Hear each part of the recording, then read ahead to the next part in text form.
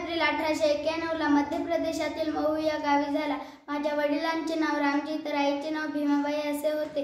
मी 5 वर्षांचा असताना भीमाबाईचे निधन झाले. त्यामुळे मी आईविना पोरका झालो.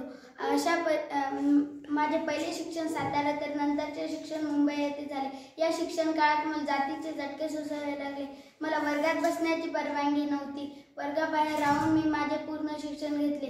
अशा परिस्थितीत मी 10वीची परीक्षा उत्तीर्ण झालो. त्यामुळे मला समाजाकडून सत्कार करण्यास ठरवलं. या कार्यक्रमात केळुस्कर गुरुजी यांनी मला बुद्धांच्या चरित्रांची पुस्तके भेट दिली. पुढचे शिक्षण घेण्यासाठी शहाजीराव गायकवाड यांनी मला आर्थिक मदत दिली. त्यांच्या सहकार्यामुळे मी इंग्लंडला जाऊन शिक्षण पूर्ण केले. शिक्षण पूर्ण झाल्यानंतर स्वतःला समाजसेवेला वाहून घेतलं. देशातील तळागाळातील वंचित समाजाला जागृत करण्यासाठी जनता, समता, प्रबुद्ध भारत, मूकनायका असे वृत्तपत्र सुरू केले. लोकांना शिका, संघटित व्हा आणि संघर्ष करा असा संदेश दिला. या देशातील बौद्ध समाजाला हक्क आणि अधिकार मिळावे म्हणून संविधानात आरक्षणाची तरतूद केली. पण आरक्षण म्हणजे रोजीरोटीचा प्रश्न सोडवण्याचा प्रश्न नसून समान प्रतिनिधित्वाचा प्रश्न आहे.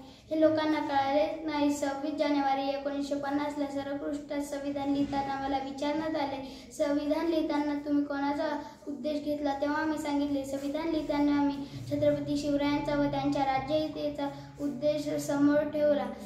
कारण की मला छत्रपती शिवरायांवर निष्ठा होती. त्यांच्या स्वप्नातील भारत घडवायचे होते. म्हणून मी आपल्याला हक्क आणि अधिकार दिले. पण ते हक्क आणि अधिकार आपल्याला मिळालेच नाही. एक गोष्ट लक्षात ठेवा मित्रांनो, हक्क मागून मिळत नाही, त्याला जगून घ्यावे लागते. जगण्यासाठी अंगात सामर्थ्य हवे, कारण बळी बकऱ्यांचा दिला जातो, वाघांचा नव्हे. मी मूर्तीत नाही तर मी पुस्तकात आहे.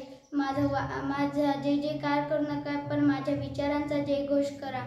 कारण वाचाल तर वाचाल, चला तर मी येतोय.